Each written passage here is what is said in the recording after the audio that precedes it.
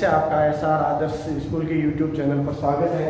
तो अपना जो आगे जो तीसरा लेसन चल रहा था उसमें एकात्मकता के लक्षण, उन लक्षणों की बात करेंगे जिसके अंदर है भारत की एकता और अखंडता को बनाए रखने के लिए केंद्र सरकार को मजबूत बनाए गए हैं। वो कौन कौन से लक्षण हैं, इसमें पहला देखिएगा अवशिष्ट शक्तियाँ। अवशिष्ट शक्तियाँ वो शक्तियाँ होती हैं जिनका उल्लेख न तो संघ सूची में, न ही राज्य सूची में, न ही समवर्ती सूची में। इन तीनों के अलावा जो भी कार्य या शक्तियां हैं वो सारी की सारी अवशिष्ट शक्तियों के तहत है और इन अवशिष्ट शक्तियों पर कानून बनाने का जो अधिकार है वो भारत की संसद को प्रदान किया गया है। और ये जो अवशिष्ट शक्तियां हैं भारत के संविधान में वो कर्नाटक के संविधान से अपनाई गई है। तो देखिए अवशिष्ट शक्तियां भारतीय संविधान के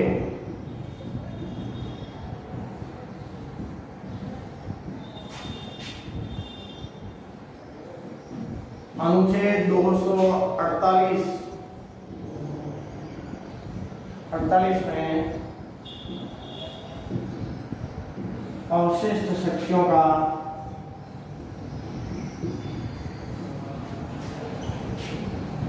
प्रावधान किया गया है।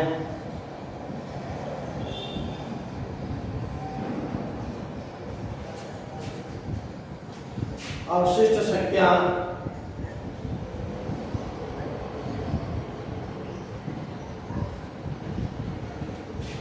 वे शक्तियां होती हैं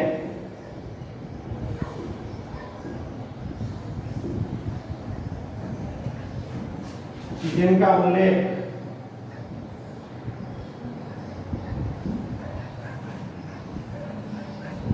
तीनों सूचियों और तीनों सूचियां हैं संघ सूची, राज्य सूची व समवर्ती सूची। जो तीनों सूचियों में उल्लेख नहीं है वे सभी विषय या वे सभी शक्तियां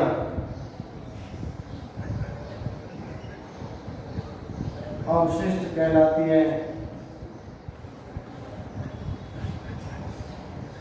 भारत में इन अवशिष्ट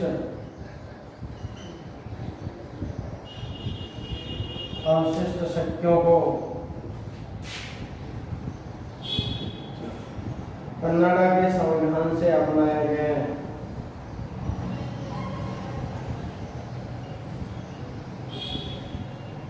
संविधान से अपनाया गया है। और पहले अपने जो तीनों सूचियां पढ़ी थी, इन सूचियों का उल्लेख था आर्टिकल 246 में, 246 में पढ़ा था और अनुसूची 7 के तहत इनका उल्लेख है। तो अवशिष्ट शक्तियां भारतीय संविधान का एक अनुच्छेद है 248 और अनुच्छेद 248 में अवशिष्ट शक्तियों का प्रावधान किया गया है। और अवशिष्ट शक्तियां वे शक्तियां होती हैं जिनका उल्लेख इन तीनों सूचियों में नहीं होता है, वे सभी अवशिष्ट शक्तियां कहलाती हैं। और भारत के संविधान में ये जो अवशिष्ट शक्तियां हैं वो कर्नाटक के संविधान से अपनाई गई है। जो आपातकालीन शक्तियां हैं इनका उल्लेख देखिएगा संविधान के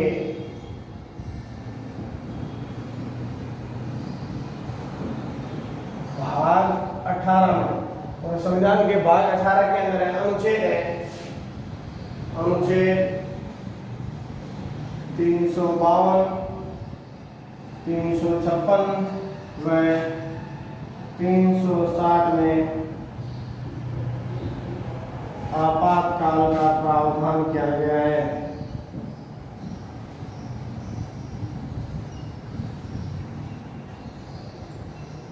आपातकाल का प्रावधान किया गया है। तो देखिए इसमें जो पहला आर्टिकल है वो है आर्टिकल 352 और 352 के तहत आपातकाल 3 कंडीशन में लगता है। या तो युद्ध की स्थिति हो जाती है, या फिर कोई बाह्य आक्रमण हो जाता है, या फिर सशस्त्र विद्रोह यानी शस्त्रों के साथ में कोई दो गुटों के मध्य कोई विवाद उत्पन्न हो जाता है, विद्रोह हो जाता है। ऐसी कंडीशन में 352 के तहत राष्ट्रपति आपातकाल लगाते हैं। और आपातकाल जो आपातकाल लगता है मंत्रिमंडल की लिखित सिफारिश के आधार पर पहले 1 महीने के लिए लगता है, फिर यदि संसद अनुमति देती है तो वो 6 महीने के लिए बढ़ता है, इसे 6 महीने से बढ़ाया जाता है। तो इसे 352 के अंदर पहली कंडीशन होती है कि युद्ध की स्थिति, और दूसरी होती है वो है बाह्य आक्रमण,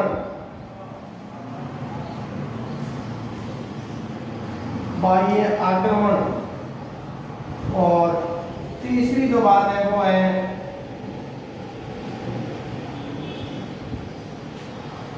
सशस्त्र विद्रोह। और ये जो सशस्त्र विद्रोह है इसके स्थान पर पहले एक आंतरिक विद्रोह शब्द था, आंतरिक विद्रोह। और इस आंतरिक विद्रोह शब्द को 44वां संविधान संशोधन यानी 44वां अमेंडमेंट होता है 1978 में, और इसको हटा दिया गया और इसके स्थान पर एक नया शब्द जोड़ दिया गया, सशस्त्र विद्रोह।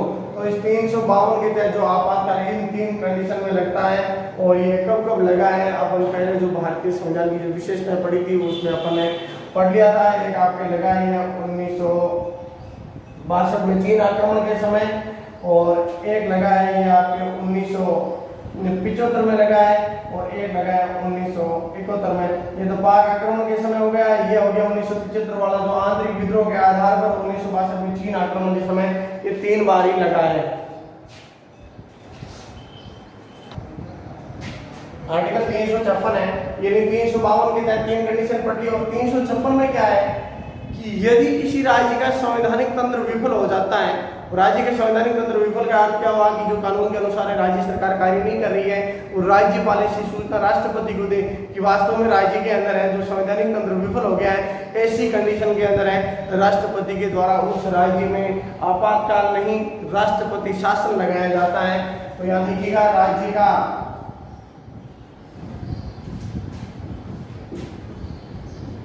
संवैधानिक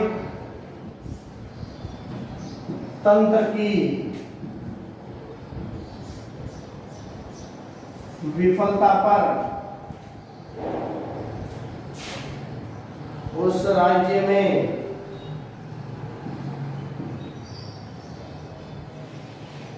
राष्ट्रपति शासन लगाया जाता है, राष्ट्रपति शासन लगाया जाता है। तो यह है 356 का कि राज्य का संवैधानिक तंत्र यानी जो कानूनी तंत्र है वो विफल हो जाता है, ऐसी कंडीशन के अंदर है राष्ट्रपति शासन लगाया जाता है। तो फिर नेक्स्ट आगे देखिएगा आर्टिकल 360 और अनुच्छेद 360 में क्या है कि वित्तीय आपातकाल का उल्लेख दे रखा है। वित्तीय आपातकाल, तो एक अच्छी बात यह है कि इस वित्तीय आपातकाल का प्रयोग भारत में अभी तक एक बार भी नहीं हुआ है। तो ये जो वित्तीय आपातकाल का प्रावधान है ये भारतीय संविधान में अमेरिका के संविधान से लिया गया है। बाकी जो आपातकालीन शक्तियां हैं वो जर्मनी के संविधान से ली गई है, जबकि वित्तीय आपातकाल का प्रावधान अमेरिका के संविधान से लिया गया है। वित्तीय आपातकाल कब लगता है? जब देश में आर्थिक संकट उत्पन्न हो जाए या भारत को कोई विदेशी सहायता है, विदेशी सहायता मिलनी बंद हो जाए, ऐसी कंडीशन में आर्थिक संकट उत्पन्न होने पर राष्ट्रपति के द्वारा वित्तीय आपातकाल लगाया जाता है, जिसका उल्लेख है अनुच्छेद 360 में। हमने जो अगला जो एकात्मकता का लक्षण है वो है संविधान संशोधन। और संविधान संशोधन अपन पहले पढ़ चुके हैं, मैंने आपको बताया था कि ऐसा पूछे कि भारतीय संविधान में संशोधन कितने प्रकार से होता है, तब तो देना आंसर 3 प्रकार से, और आर्टिकल 368 के तहत पूछे तब था 2 बार। तो याद देखिएगा संविधान संशोधन भारतीय संविधान में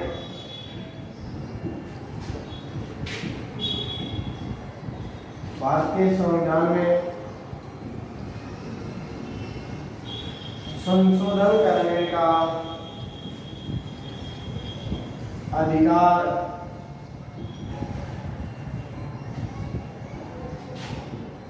संसद के पास है।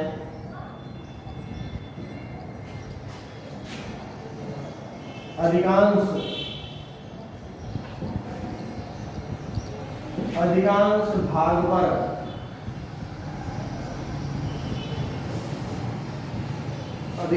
पर संशोधन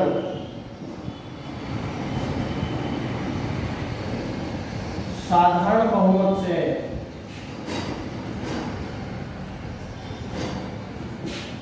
हो जाता है, जबकि बहुत कम भाग होता है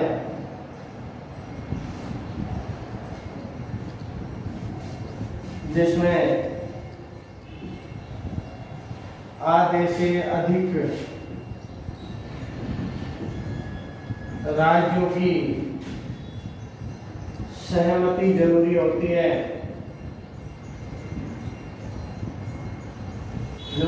है,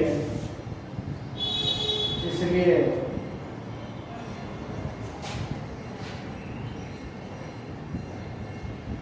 संशोधन के मामले में भी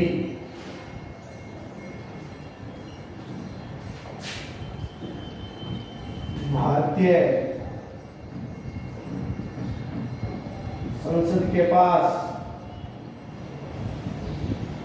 अधिक अधिकार हैं,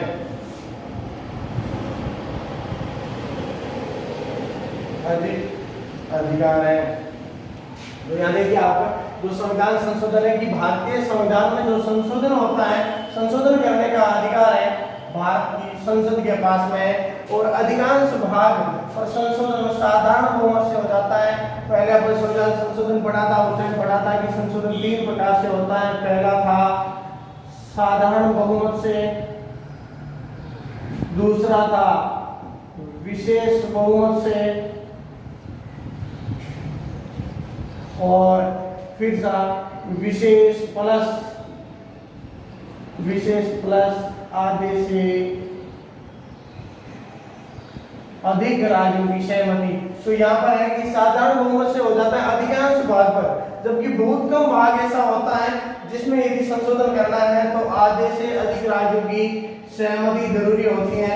इसलिए हम ये कह सकते हैं कि संविधान संशोधन के मामले में भी जो भारत की संसद है उसके पास में राज्यों की तुलना में अधिकार अधिक है। ये जो साधारण बहुमत है इसमें तो क्या हो गया कि जो उपस्थित और मतदान करने वाले हैं उनका बहुमत हो गया। विशेष के अंदर है उपस्थित और मतदान करने वालों का तो 2/3 कुल का आधा होना चाहिए विशेष में, और फिर है विशेष के साथ में आधे से अधिक राज्यों से, जबकि ये तो 2 है इनका उल्लेख अनुच्छेद 368 में किया गया है, जबकि ये साधारण बहुमत का उल्लेख 368 में नहीं किया गया है। तो अपना मतलब चौथा जो पॉइंट है वो है एक संविधान, यानी कि भारत में केंद्र तथा राज्यों के लिए एक ही संविधान है तथा राज्यों को अलग से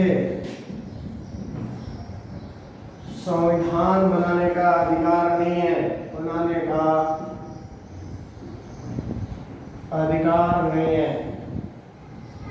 देखिएगा भारत में संघात्मक व्यवस्था है, और संघात्मक व्यवस्था के अंदर मैंने पहले बताया था कि होते क्या है, 2 ही नागरिकता होती है, जबकि भारत में संघीय व्यवस्था होने के बावजूद भी इसमें एक संविधान है, एक नागरिकता का प्रावधान किया गया है। तो केंद्र और राज्य सबके लिए एक ही संविधान है, राज्यों को अलग से संविधान बनाने का अधिकार नहीं है। इसमें देखिए अमेरिका तथा स्विट्जरलैंड, यह क्या है, यहाँ पर संघीय व्यवस्था है, लेकिन इनके जो राज्य हैं इन्हीं राज्यों को पृथक संविधान प्राप्त है। जितने राज्य हैं उन राज्यों का अलग अलग संविधान है, जबकि अपने भारत में ऐसा नहीं है। पूरे भारत के लिए केवल एक ही संविधान है। इसका अपवाद था जम्मू कश्मीर, लेकिन उसको भी हटा दिया गया। संपूर्ण भारत के लिए केवल एक ही संविधान है।